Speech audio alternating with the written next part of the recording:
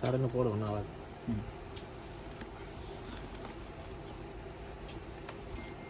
அப்படியே கிழிச்சிடலாம்.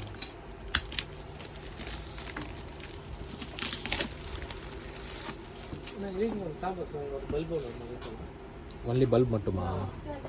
எதில்? ம் ம் எது லைட்டு?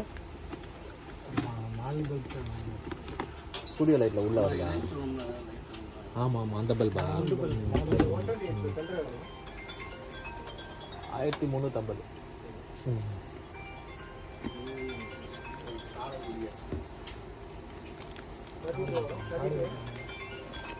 32வா?